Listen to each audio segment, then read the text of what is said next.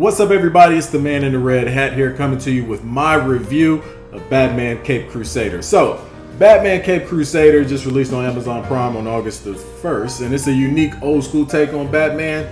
Think the comics year one, where he was in his first year as Batman and all those challenges that he faced, and LA Noire, the video game, both doing the devil's tango on a dirty mattress in an empty warehouse. And you got Batman the Caped Crusaders. But is it worth the watch, and do I recommend it?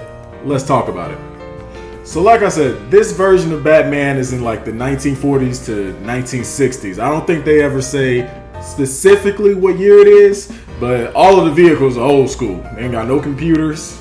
The telephones is mad old. Every car looks like 1940s Pontiac. Even Batman's Batmobile. In one episode, they're even like, this Bat guy whizzing around town, see, at all times of the night, going 80 miles an hour. And I'm like, that's not fast at all, but okay. But it's got those old school vibe of this noir film, one of the most popular noir films of all time, called The Killers, dropped in 1946. In a time where all the bad guys were like, man, see, man, yeah, see, yeah, you know what I'm saying? Look at that Batman, see, man, he's a thief in the night, see, man. So almost like the whole show should be in black and white. In fact, I think that kind of would make the show better. But it's not super colorful or anything. It's toned down, lots of grays and stuff like that in the show itself. This version of Batman, he's deep in his detective bag. Like, he'll still kick your ass heavily, but he doesn't have nearly as many gadgets and gizmos, and he mostly relies on his intellect to solve the problems. And I can appreciate that, because in film, the first thing that's thrown out in the characterization of Batman is the world's greatest detective angle almost immediately. Like, writers forget how intelligent Bruce Wayne is meant to be at all times. So it's nice to see that be the focus every now and then. So Bruce Wayne is voiced by Hamish Linklater, who is the actor who plays Clark Debussy in Legion. Great show. Please watch it if you haven't seen it. And he gives this very gravelly, almost whispering version of Batman. It did take some time to get used to the Batman voice.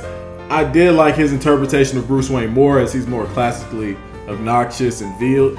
They go into some things with Bruce Wayne that I like, including a therapy session with DC's most famous psychiatrist, as they break down the barriers of what it means to be Bruce Wayne and how obvious it is at times that he's pretending to be Bruce Wayne.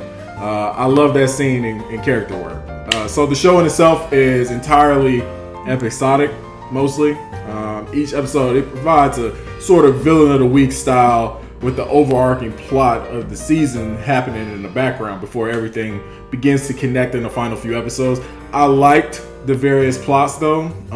They were more toned down. They choose to go with villains who were more thematically imposing, as opposed to physically or having like superpowers, you know what I'm saying? Like your Mr. Freeze is not there, your Bane is not there. Some standouts were definitely Clayface, Harley Quinn, and Two-Face. Newer and funnier ones were Jim Craddock, who I had never heard of before.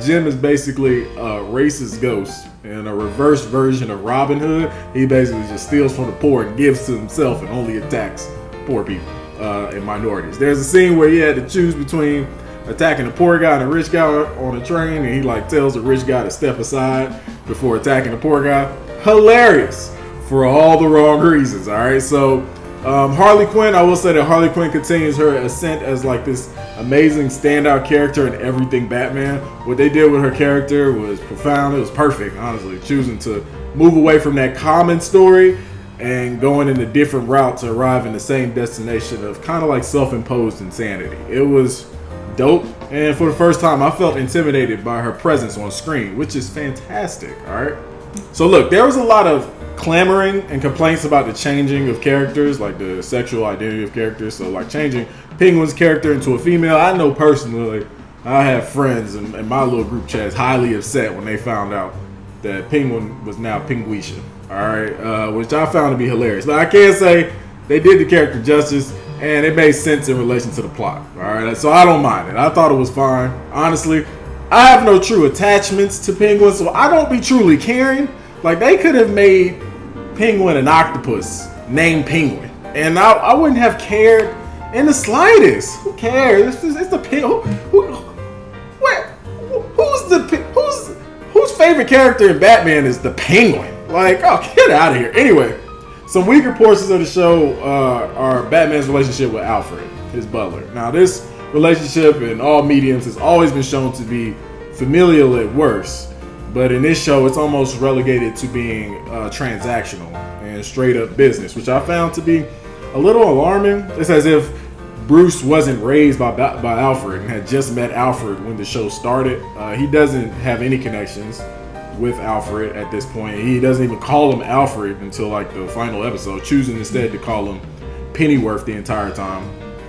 It was kind of odd, since through all media I've seen they've always acted like family. They've always had that dynamic. So this more of like, you really are just a butler, like stay over there type vibe. That was a bit jarring for me to watch. Also, Gotham City felt extremely small. Gotham City felt like a 4-block city. It was crazy. Everybody knew everybody at almost all times. It felt like it was a major city with only like 100 people there. 20 of them are villains. 1 is Batman, and the rest are police. I kind of wanted to see the city be represented more, as usually it's a character within itself. You know what I'm saying? But that's just me being nitpicky.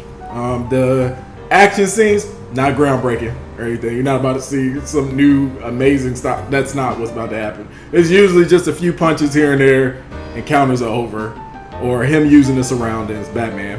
I think at this point, all he had on him were these weird looking batarangs and a grapple gun and them hands. Again, this is a show more intent on telling stories about the true difference between villains and heroes and that fine line they all walk, and less about balls to the wall action scenes. So I'm gonna give Batman the Caped Crusader a solid 8 out of 10 red hats. All right, I really liked it. Definitely think everyone should give it a watch. One last thing though, how do people keep falling for the Batman disappearing mid-combo act? You know what I'm saying? Like, because after the first time, I feel like I would consciously challenge myself to keep an eye on him at all times. Like, I'll be talking slow. We can give it the info out in short bursts and try not to blink while I stare at him. Like Gotham City's in distress, Batman. And we think it's the Penguin. And she's at the pier right now. God damn it. God, he's gone. He's gone. Like, just for once, I want the person talking to like look away and then catch him midway through him leaving, like the 1 foot out the window and the 1 foot in, like, hey man, where you going? And then Batman be like, my bad, I thought you was finished. I just like, nah, step your ass back in here and let's finish this discussion. Like, I'm trying to talk about this crime. You know what I'm saying? Penguin hold up at the pier with the 2 dolphins named Johnson and Johnson, and they trained to distract and murder. Let's talk about the crime. You always trying to damn leave. Like, I really need somebody to catch him mid-leave out just once, because I refuse to believe he's not making no noise, or you just don't catch nothing out your peripheral. The peripherals is cut off. Like, they never catch the peripherals at all, bro. They be like the horse blinders on when they look away from Batman. They be like, all right, Batman, appreciate everything that you was trying to do, and you know we love you over here in Gotham, and he's gone every single time. All right. Anyway, Batman the Caped Crusader, have you seen it? What are your thoughts? Is this the best animated Batman series you've ever seen? Is it over The Batman? Is it over Batman the Animated Series? Is it over Batman Beyond? You know what I'm saying? Is this your favorite interpretation of Batman? Let me know below. And if you've made it this far, please feel free to check out my other videos and reviews. And feel free to give me a follow. It's free. Other than that, y'all have a great morning, noon, and night. Peace.